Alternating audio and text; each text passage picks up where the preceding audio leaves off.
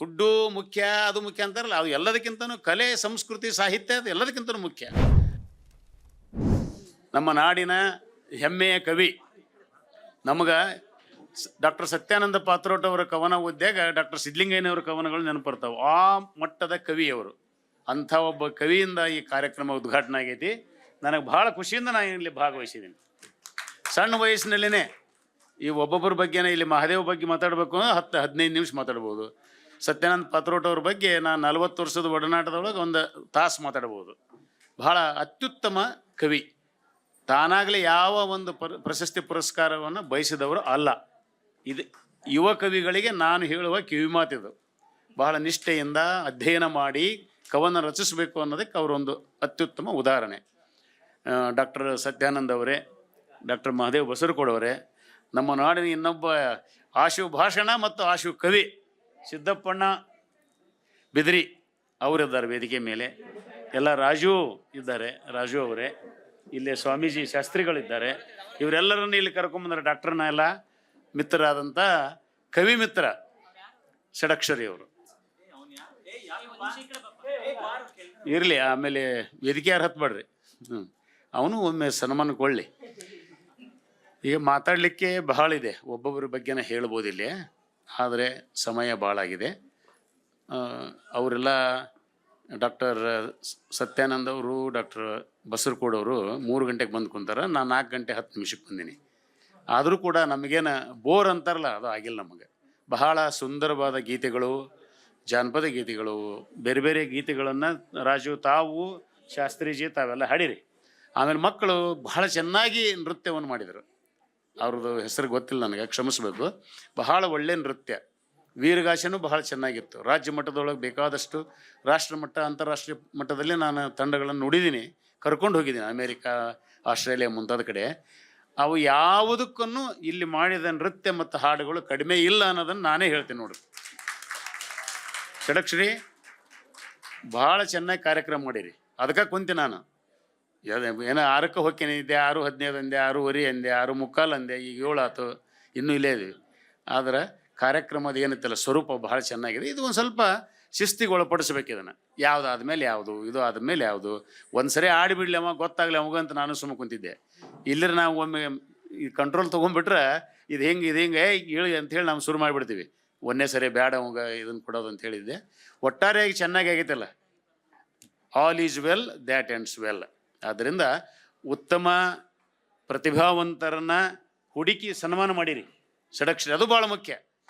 ನಮ್ಮಲ್ಲಿ ಇತ್ತಂದ್ರೆ ಛಲಂ ಬಲ್ತು ಪಂಪ್ ಹೇಳ್ತಾನೆ ರೀ. ನಮ್ಮಲ್ಲಿ ಮೆರಿಟ್ ಇತ್ತು, ಛಲ ಇತ್ತಂದ್ರೆ ಛಲವಂತರು ಸಿಗ್ತಾರೆ, ಮೆರಿಟ್ ಇದ್ದರೆ ಮೆರಿಟ್ ಇದ್ದರು ಸಿಗ್ತಾರೆ, ಅರ್ಹತೆ ಯೋಗ್ಯತೆ ಇದ್ದರೆ ಅರ್ಹತೆ ಯೋಗ್ಯತೆ ಇದ್ದರೆ ಸಿಗ್ತಾರೆ. ಹಂಗೆ ಎಮ್ ವಿ ಷಡಕ್ಷರಿ ಸಣ್ಣ ವಯಸ್ಸಿನಾಗನ ಬಹಳ ಅಭ್ಯಾಸ ಮಾಡ್ಯಾನ, ಎಲ್ಲರನ್ನು ತಿಳ್ಕೊಂಡಾನ. ಅಪಾರವಾದಂಥ ದೊಡ್ಡ ಹೃದಯ, ಎಲ್ಲರಿಗೂ ಸಹಾಯ ಮಾಡ್ಬೇಕನ್ನೋದು ಅದು ನನಗೆ ಅವ್ರನ್ನ ಕಂಡು ಬಹಳ ಒಂದು ವಿಸ್ಮಯಕ್ಕೆ ಒಳಗಾಗ್ತೀನಿ ನಾನು.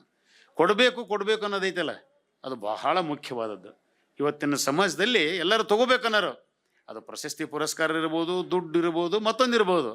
ಆದರೆ ಈ ಷಡಕ್ಷರಿ ಅದಾರಲ್ಲ, ಎಮ್ ವಿ ಷಡಕ್ಷರಿ ಬಹಳ ನಿಷ್ಠಾವಂತ ಕೆಲಸಗಾರ. ಅಲ್ಲಿ ತಾನು ಒಬ್ಬ ಉದ್ದಿಮೆ ಎಲ್ಲಿ ಕೆಲಸ ಮಾಡುವನಾಗಿದ್ದರೂ ಕೂಡ ಅಲ್ಲಿ ಒಳ್ಳೆ ಹೆಸರು. ಯಾಕಂದರೆ ಕಾಯಕವೇ ಕೈಲಾಸ, ಅದು ಚೆನ್ನಾಗಿರ್ಬೇಕು ಮೊದಲ. ಅದನ್ನು ಕೂಡ ಬಹಳ ಚೆನ್ನಾಗಿ ಇಟ್ಕೊಂಡಿದ್ದು ಕೇಳಿ ಅವ ಶ್ರೀನಿವಾಸ ಹೇಳಿದರು, ಕಲಾದೇಗುಲ. ಅಲ್ಲಿನೂ ಕೂಡ ಭಾಳ ನನಗೆ ಗೊತ್ತಿರಲಿಲ್ಲ, ಇವರು ಇಲ್ಲೇ ಚೆನ್ನಾಗಿ ಅದರ ಅಂತ ಮಾಡಿದ್ದು. ಇನ್ನು ಕೆಲಸದಾಗ ಚೆನ್ನಾಗಿದ್ರೇ ಎಲ್ಲ ಚೆನ್ನಾಗಿ ಆಗೋದು. ಮನೆ ಗೆದ್ದು ಮಾರು ಗೆದಿಬೇಕಲ್ರಿ. ನಮ್ಮ ಮನೆ ಯಾವುದಂದ್ರೆ ನಮ್ಮ ಕೆಲಸದ ಜಾಗೆ.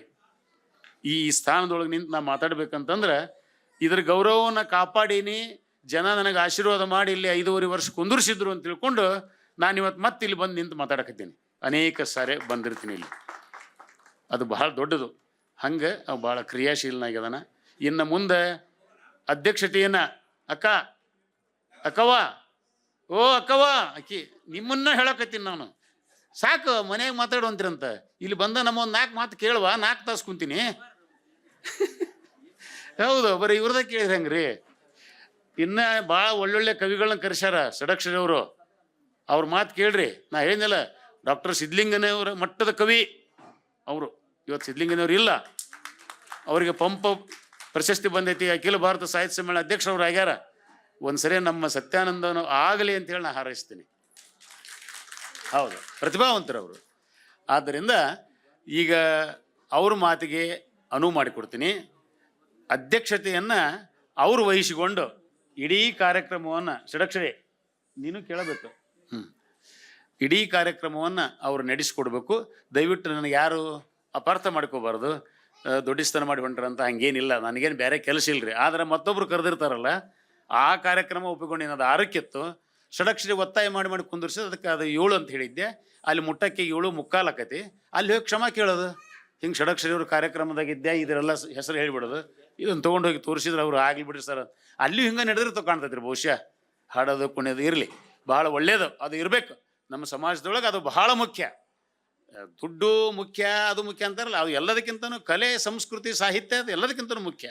ಆದ್ದರಿಂದ ಇದಕ್ಕೆ ಸರ್ಕಾರದ ಅನುದಾನ ತೊಗೊಂಡ್ರಲ್ಲ ಗೊತ್ತಿಲ್ಲ ನನಗೆ. ಇಲ್ಲ, ಸರ್ಕಾರದ ಅನುದಾನವನ್ನು ಕೂಡ ಅವ್ರು ತಗೋಬೇಕು. ಅದು ಸರ್ಕಾರದ ಕರ್ತವ್ಯ. ಸರ್ಕಾರ ಕೊಡ್ತದೆ. ರಿಜಿಸ್ಟರ್ ಮಾಡಿಸಿದ್ರೆ 3 ವರ್ಷ ಆಗಬೇಕು. 3 ವರ್ಷದ ರೆಕಾರ್ಡ್ ಇಡಬೇಕು, ಎಲ್ಲ ಸರಿಯಾಗಿ ಇಟ್ಕೋಬೇಕು. ಅದನ್ನು ಸರ್ಕಾರ ಖಂಡಿತವಾಗಿ ಕೊಡ್ತದೆ. ತಾವು ಅದನ್ನು ತಗೊಂಡು ಮುಂದಿನ ಸರಿ ಇನ್ನೂ ಹೆಚ್ಚು ಸಿದ್ದಪ್ಪಣ್ಣನಂತರನ, ಈ ಹುಡುಗಿ ಅದಾಳ ಅಲ್ಲಿಂತಾರೆ ಎಲ್ಲರನ್ನು ತಾವು ಇವತ್ತಿನ ಗುರುತಿಸಿರಿ, ಇಂಥ ಅನೇಕ ಮಂದಿನ ಗುರುತಿಸಿರಿ ಅಂತ ಹೇಳಿ ನನಗೆ ಅನುಮತಿ ಕೊಡಬೇಕು ಅಂಥೇಳಿ ಕೇಳಿಕೊಂಡು, ಅವರೆಲ್ಲ ಪ್ರಶಸ್ತಿ ವಿಜೇತರಿಗೆ ಅಭಿನಂದನೆಗಳು. ತಮ್ಮೆಲ್ಲರಿಗೂ ವಂದನೆಗಳು. ನಮಸ್ಕಾರ.